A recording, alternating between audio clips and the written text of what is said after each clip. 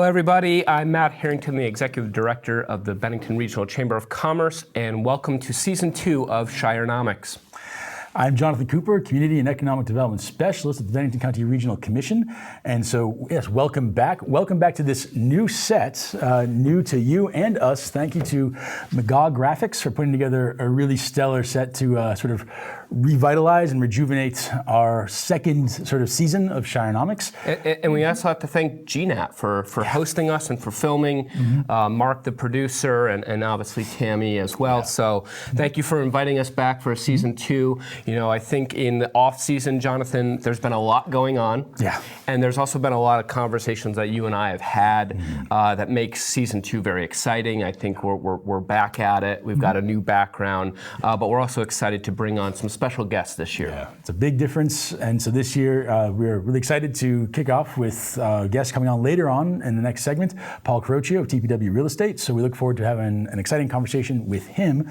But we thought we would sort of begin with some things to look forward to in 2020 from our perspective and our work.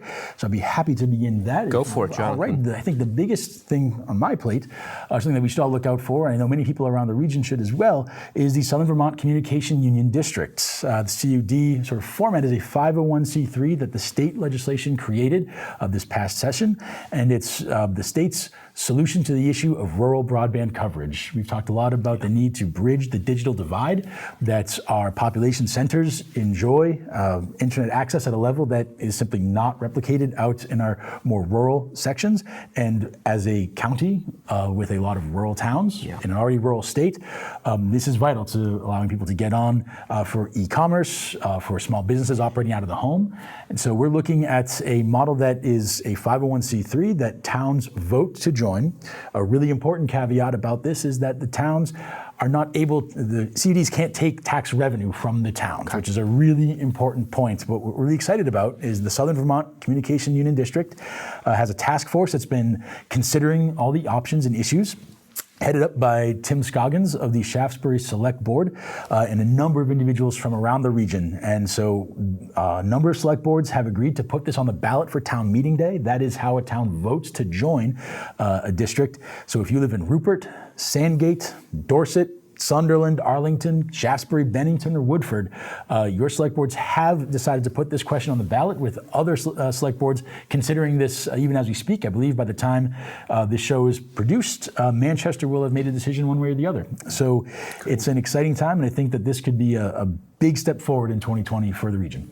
Well, it comes up so much, Jonathan, when we've talked about the SEDS process last year, or when we've talked about even young professional or new families coming in, or new businesses. And like you mentioned before, we're going to have Paul Carroccio join us later. From a real estate perspective, what does Wi-Fi and greater connectivity mean when we're actually trying to attract new young families to move to Southern Vermont? It's very exciting, and I always love, to me, it's just that connection between those towns, like you mentioned, and what I think we've noticed in Season 1 of Shirenomics, and what we've tried to explore, and where we'll go in Season 2, and perhaps what I'm most excited about is that synergy between those 17 communities that make up this, and let's not forget the borders too. We have to be cognizant of the fact that we're in a very unique place, even in Vermont, in the shires of Vermont, in southwestern Vermont, where we border New York and Massachusetts. So that also opens up our availability to places like the Capital Region, Williamstown, North Adams. So that's very exciting. But to go back to the CUD, what a great example, another example on top of many examples we brought up last season about towns coming together to support something bigger than themselves. Yeah, it's really, it's remarkable to see so many towns on board with this effort here and now. That's compared to other sort of nascent CUDs around the state. This is one of the largest and most robust efforts going on right now. And it does speak to that regionalization, or thinking regionally to solve problems at home. And this is meant to resolve issues and businesses and homes throughout the region, and that's something that thinking at that scale to solve stuff in your neighborhood can be a pretty powerful way of thinking. Yeah, and I think, and there's nuances. I think we're the first at the chamber to say, look, if you have your own personal branding or you have your own personal initiatives that you're working on as a town, that's very important. And for those other things that require more population density, more strategic thought, more stakeholders involved, think of regional as well. So I don't think it's an either or, it's an and kind of situation where, a Bennington might be doing Vermont Begins here, Manchester may be working with their Manchester Business Association, and that's all well and good, and we want to support that. Equally, when it comes to the CUD, we want, more across the platform support and partnerships. To be sure. On that theme, the big thing that I'm excited about, and I'll probably preach it and sell it every single season, but I think even from last season to this season, in that off season, we've seen even greater growth and expansion and synergies between what we might say is the northern part of the county or North Shire and the southern part, the South Shire, whether that's investors, and that includes the Putnam project, that includes new restaurants coming into those spaces, but also, all over the place, what we see is for some reason, and perhaps it's a lot of our efforts and it's a lot of other people's efforts, Arlington is playing ball, Manchester's playing ball, Dorset's playing ball, Bennington's playing ball, Pownell is, and it's not without mistakes and not without hiccups, but I would say, we're in a new decade now. Yeah. And I moved back to Bennington at the beginning of last decade. So I've actually been here for a decade now, and I will say the tenor and the attitude is much different now on our select boards, on the groups like the CUDs, on key players like Paul, who we're going to have on later. That is profoundly different than it was in 2009 and 2010. And so I'm excited about that. Yeah, that's great to hear. That has been a sort of decade, perhaps brought about in some ways through a response to, say, Tropical Storm Irene, where we need to be looking out for each other, looking across our borders. But it does seem that, at least from my perspective in regional work, this is sort of the scale that I'm most comfortable with. And in economic development, you're required to be as so sometimes... Thank you. I appreciate that. That's encouraging to me. Very much the case. Okay. And it does seem sometimes, perhaps it's good to see that seems to others as it seems to me. And it's been really great doing this work throughout the county, doing this work North Shire, South Shire, and in between Shire, because it's there's a lot of communities where a lot of excellent stuff is bubbling up, and it's great to see a lot of support outside of those specific towns for what's going on in those towns. And that certainly is a heartening thing to see. Great. Well, let's move on to our next segment. We're excited to bring along Paul Carroccio, so let's get to it. Stay tuned. All right. So welcome back, everybody. If you're just joining us, welcome to Season 2 of Shirenomics. With us today, we have a person that has huge influence throughout the region. They're our first guest of the season. We want to bring in Paul Carroccio from TPW, but also you sit on many boards, and I would say just in my personal interaction over the years with the Chamber, you've just been a real big stakeholder and a real big champion of the region, whether that be South Shire, North Shire, anything like that. So we want to welcome you to Shirenomics. Thanks, Matt. Thanks so much for having us, Paul. Thanks, Jonathan. So I think the first thing, and this may be more timely, recently there was an article, you've just acquired the Brush building down in Bennington, and we just talked offline a little bit about all the new things that are going into it, so we want to give you some time to talk about it. But within that article that was just in the Bennington Banner a couple weeks ago, there was a great quote by you that said, well, I'm bullish on Bennington. And so I think when Jonathan and I were thinking of guests for the new season, we said, that's somebody we want to get on the show to talk about being bullish on Bennington and maybe weave into that. It's not just bullish on Bennington, I think it's bullish on the region, but it's about those synergies we were talking about before between the North Shire and the South Shire. So talk to us a little bit about what does bullish on Bennington mean? Great, so great question. It was a bit off the cuff of when the interviewer was asking me what I thought about Bennington, and for the most part, I've grown up here. I've been here almost all of my life. Went away for college, and my feeling about Vermont is it's a great place to live and raise a family, and if you work hard, it's rewarding to have, whether you own a business or if you work for one of the great companies that we have here.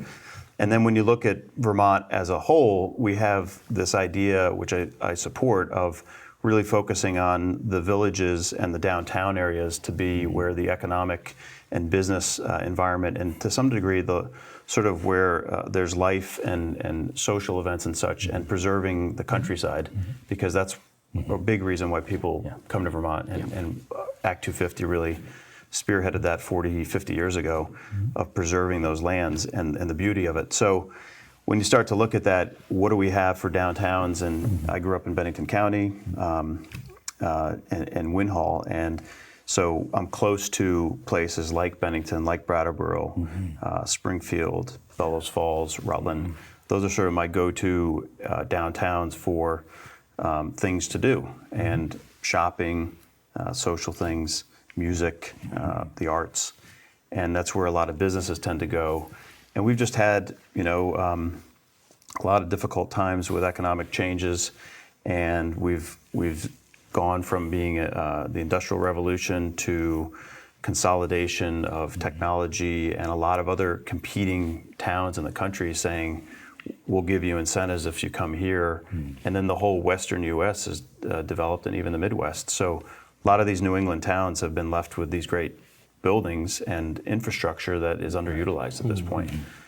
So my background is really in real estate, services and development, and I also have an education in engineering. So it sort of morphs into, I have a love for old buildings, downtown infrastructure, and I also have one of my passions is the arts. So Bennington has all of those things. So do those other towns I mentioned. And the fact that Bennington's 30 minutes away from my home, I know a lot of the people in Bennington, grew up with a lot of people. And it just makes sense to be involved here and see Bennington become, kind of have its renaissance of, there's so many programs with new market tax credits, with the Opportunity Zone funds, with a lot of wealth that's sitting on the sidelines in Vermont. And so many people find Vermont attractive to go and enjoy. So it's sort of, the bullish comment comes from, well, it's all there, it's accessible, and the town is also sitting there saying, let's do something. I mean, the Putnam Block's a very good example of, hey, we're ready to go. So that's why I said bullish. It's just available, and you can be bullish. It's not like there's a lot of things pushing against it to not happen. And that's a really, really valuable point. I'm glad you made that. There is you're not going into a headwind of reasons no, you're going to sort of a tailwind of reasons to move forward and ways to take advantage of the situation. One of which I sort of wanted to, that you mentioned, like to just take a second to address, was that Opportunity Zone program. I think for viewers who maybe have not become super familiar with that, that is a federal program that is designed to bring capital into regions, into small neighborhoods, communities, towns that have a lot of upside. You have some of those good bones you were talking about structurally, infrastructurally, socially. And so that's something that I think we've seen a little bit of that activity. In fact, it's been surprising to see the extent to which Opportunity Zones, Bennington's, the towns you mentioned, Bennington, Brattleboro, Bellows Falls, over in Rutland, all have been designated as, with certain parts of their town, as Opportunity Zones. And it's been striking to see the extent to which that's gotten things moving, it seems, in Bennington. And I was just wondering to hear what your thoughts on that program are. Has it, in your work in real estate, have you seen that being discussed throughout the states, or and how have you seen that play out? Sure. So Opportunity Zones are, to some degree, very similar to tax credits that were played out in, call it the Reagan years in the early 80s, where there was an incentive for real estate developers to go and put their profits, per se, of whatever profits they had, into real estate developments and get a tax break. And those real estate developments back then were focused on housing, affordable housing, things like that. And they really did stimulate some affordable housing for our nation's sort of population. Fast forward 20 years, maybe 25 years, there was a sort of a reorganization of that idea, but how do we redevelop these downtown industrial locations that are in towns that had maybe not so desirable socioeconomic situations. So the government said, let's revitalize downtowns and let's utilize the wealth of our country, which has profits, and let's repurpose those profits into those downtowns to bring the socioeconomic levels up. So the Opportunity Zone in the press for the last 36 months has gotten a bad rap because it says, you see the headlines of it's making wealthy people wealthier. Well, to some degree that's true, but those wealthy people are investing their wealth in locations they may not have otherwise done. They may have put it into the stock market. They may have invested in already very successful areas. So the Opportunity Zone, not to bore anybody with the details, but it does impact the real estate business. It for sure can benefit the real estate sales business, that's one of my businesses. But it does for sure impact the communities like Bennington. And here's a good example. An Opportunity Zone is designated based on the socioeconomic, and I think it's directly based on the per capita income of a neighborhood. It's not zip code based, it's actually neighborhood based. And the federal government says that zone of an area needs help. Then they give it to the state government and say, do you agree with us? And the state is allowed to sort of mix and mingle the zones. And then what qualifies an investment is someone that has made a profit in anything really in the last 180 days prior to their investment into the zone. They can invest in something like a piece of real estate or a business or both. And then they would have a tax relief on what they call capital gains tax for a period of time. And then any gains from that investment over a period of 7 to 10 years are tax-free for the period as long as they leave their investment in for 10 years. So it's a commitment to a community. And we've had, I think we're one of the, if not the largest Opportunity Zone funded funds in the state. I believe so. So for our audience, what do we, when we're looking at, there are two, they're both in Bennington proper. Streets, what are we looking at? What is it, downtown? Just to kind of orient our audience. Yeah, to give and the scale is not, it doesn't, there's no minimum investment requirement. You could put $1 in, and you can put millions of dollars in. You don't have to be having major profits. So as a scale, there's a small restaurant on Main Street that the building was acquired by someone that wanted to create an opportunity fund investment. And one of the investments is to improve the building. And that's the key to an opportunity fund investment is that whatever you purchase or invest in the company or building, you have to invest an equal share into its improvements. Or that's a generalization of it, but basically if you come with a $100,000 investment, you have to commit another 100.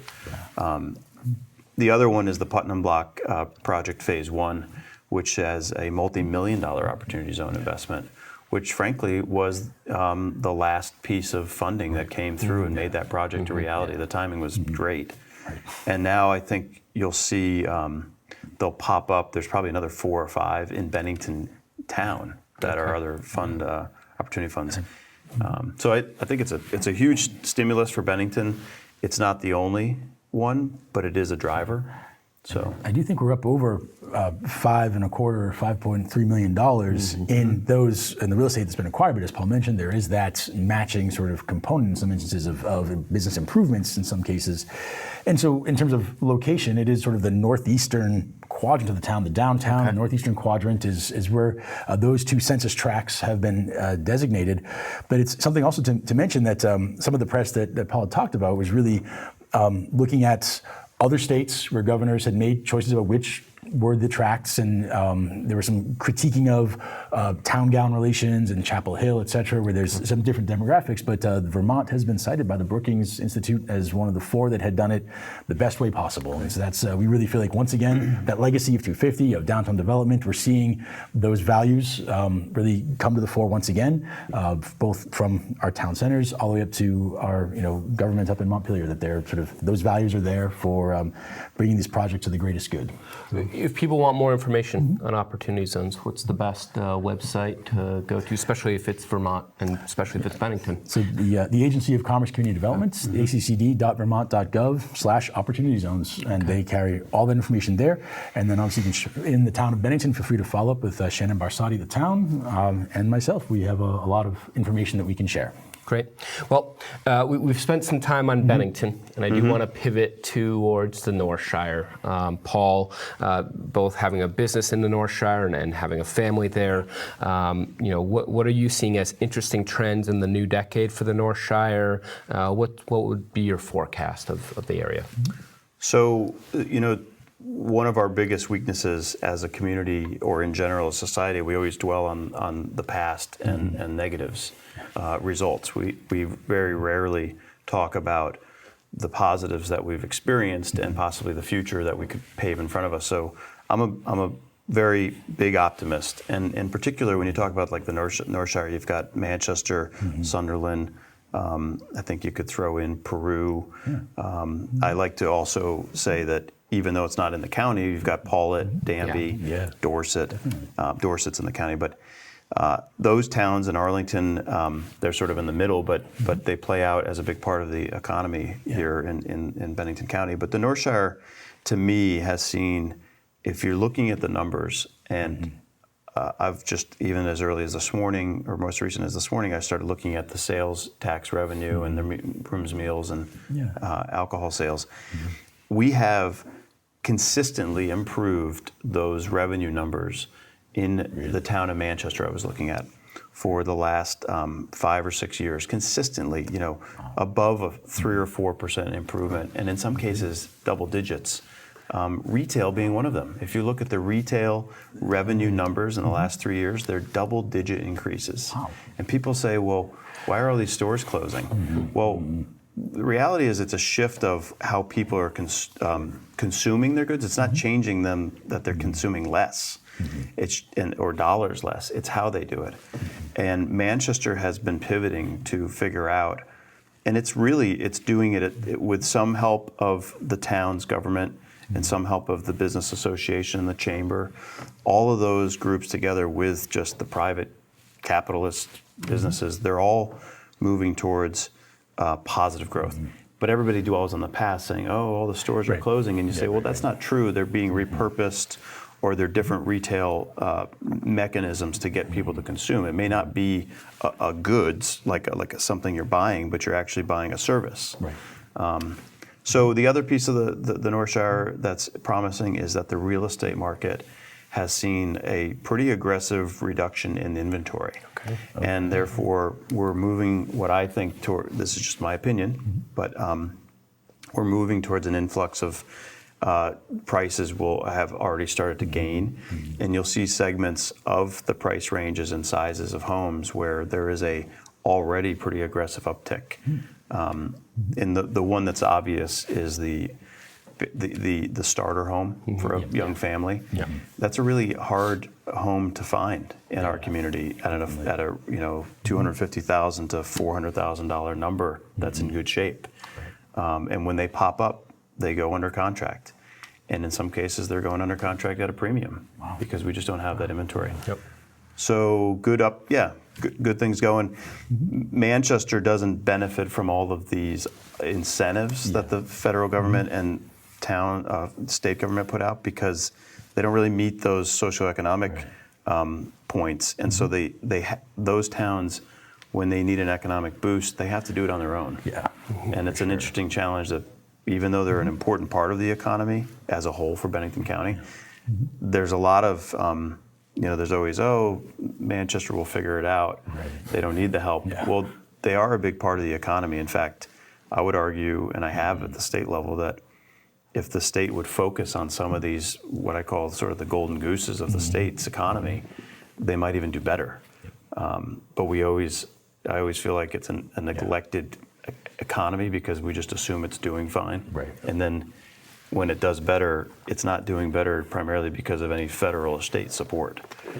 Well, and I think, Paul, what I've witnessed over the last couple of years is you're bullish on Bennington, and the South Shire has, in either direct or indirect ways also help Manchester. You may not get the benefits of the credits, but also a lot of industry and labor force comes from the Arlingtons, Benningtons, and Pownells, and I think when that begins to grow, we see that supporting a lot of the places. And we do know that one of the hardest things in Manchester, because it is a tourism destination as well as the rest of the county and the state, is workforce development and workforce and labor shortages. And so, in an indirect way, I also see that a lot of Manchester and North Shire do take some of their private investments, invest it in places like the Opportunity Zones, makes a little bit more money, and also by investing in those places is building a stronger community in some of the poorer places in the county, but that feeds the labor shortages. At least hopefully my vision, and I think what I've learned from you the most is, look, it's all about each other, scratching each other's backs and working together to solve not just an investment problem, there's a slew of problems throughout the county, so we all have to work together. So that's a great point, and I think, Matt, you've hit a real important thing that people either don't recognize happens in Vermont, but one, the Vermonters are very resilient, and they'll weather most any storm, and they'll come out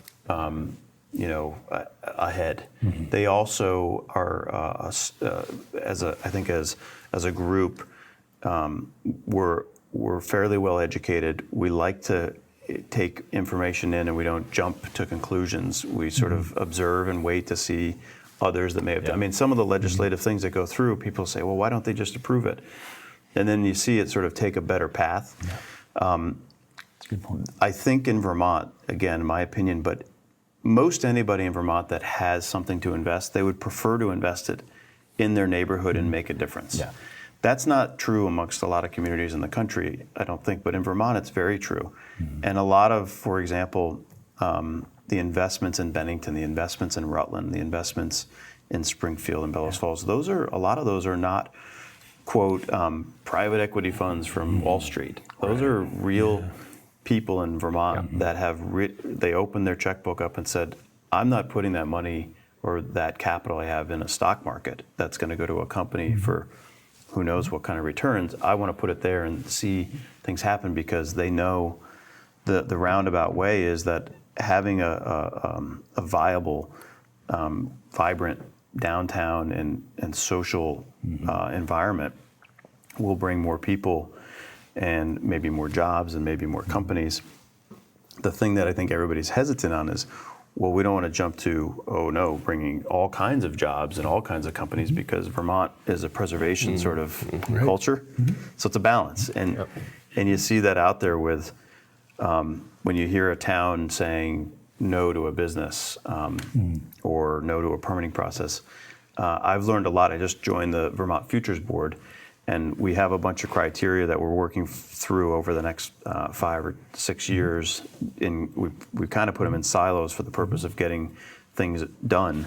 But one of the silos we just worked through was what creates, economic sustainability in the state. And one of the items that was on our list that we have to address is we have a challenge in the state of local government not necessarily understanding how the economy works, and that it may just be because the elected officials or their volunteers, they don't know. They're maybe not from a business sector, they may be from a different sector, and they're put in a position to make decisions on permits, on changes to zoning, and other things that affect downstream how an economy can continue or be vibrant. And that was one of our things that we said, it's not necessarily that it's wrong, it's just that we need to get out to the towns people that are in the government and figure out a way to improve that flow. Because it's a reason, from the real estate perspective, people don't, they come here and they say, I want to do this, this, and this. Oh, I can't do that? Okay, well, I'm going to go to New Hampshire. Well, and to your part, I just heard this anecdote. I don't know who it was from a couple weeks ago, but the idea that even our legislature has turned from kind of the professionals, whether they had previous backgrounds in select boards or other boards or businesses, to more of an activist legislation, that I'm going in with one kind of project, agenda item, and I'm passionate one way or another, and I'm not going to be moved either way. So I think you're right, Paul. Just the changing of that, and how is the future Vermont Futures Project, or how are we going to kind of figure that one out too? And you can't discount the fact that these are volunteers. I mean, the fact that we're seeing we're seeing vacant seats on select boards in towns. We're seeing entire vacancies on planning commissions. That's bad. And what's happening is either people are doing, they're super busy, and those positions are hard decisions. There's hard decisions being made on those boards, and with the advent of the web, the internet, and social media, and there's more exposure to what's going on in those meetings. I mean, this is a good example. Yeah. We're televising an economic discussion about our county, and now people will see it. Right. There's some fear if you're on a select board, or I think of a planning commission, of your face is going to be on a TV, and it's harder to get those people and to participate, and we need them in our communities to be active. So I don't know the solution to that, but I'm not saying that they're doing a bad job. I'm just saying we need more people engaged in understanding the process. The good news is that with our new format here at Shirenomics, we are delighted to end on a positive note. I was going to do that transition too. Yeah, see, we're simpatico, But the good news is that what we have is this segment we sort of call Something Special. It's a way to sort of wrap up the show with a little bit of something that is really valuable about where we live and where we spend our time. And I think that's maybe, Paul, if you have something special in mind, I think it would be a great way I get for to us go first? You get to go. And I think it is a perfect way to close the show. So, I mean, there's my passion, besides what I have to do to make a living, is the arts. And I think one of the great things about Bennington County and the two shires, North and South Shire, is that, at least in my lifetime, and you can see it going way beyond beyond my life earlier, is there's always been a thing about the arts. And I think we're all focusing on that being a driver to our attracting people and keeping people here. And I just think, as an example, all of the arts organizations that exist in Bennington County are doing a wonderful job bringing arts, and there's new things, new festivals, new music, new performing arts. That doesn't exist a lot of other places, and it doesn't even exist in other parts of Vermont. I think, especially privately, right. Not as a business model, just supporting it. And it's a big piece. I just think it's one of the best assets of our community, besides all the other obvious ones. But the arts, to me, get people out and communicating and enjoying living together, and some of the artists that exist in our community are absolutely amazing. It's phenomenal. So, on a that's my big drive. And arts in 2020. It's the way to go, man. What about you, Jonathan? Well, to close out, I would say that something special for me is moved to Bennington in 2016, and we were able to buy a house in 2018. It faces east, and so every spring and summer I was delighted to find afternoon rains that time of year leads to rainbows popping into my daughter's bedrooms. And it is one of the most wonderful things that they're going to grow up with, memories of their house that just looked at the mountains where they saw rainbows more than once a week. Yeah, it's a phenomenal thing. It's the majestic and mystic Vermont. It means it means a lot. Sure. Well, I'm going to end on by saying, and we talked about it before, but I'm really excited about restaurants opening up. I think, to Paul's point, there's a lot of social accelerators that are coming online, and more to come, as Paul has predicted. And so we have a lot of restaurants, I think, in Bennington popping up, and even some up in the North Shire. What's going to be fun for me is I'm paid, and it's my job to go mix and social at those places. So the Chamber will have its yearly mixers, and the Young Professional Group will have its yearly socials, and we're exploring a bunch of those new restaurants. So I'm really excited to do that as well. Perfect. Well, that wraps up the show, Jonathan, and we want to thank Paul Carroccio for hopping on with us very quickly. I'm Matt Harrington with the Bennington Regional Chamber of Commerce. Jonathan Cooper, Bennington County Regional Commission. Thank you so much for joining us. Have a good one.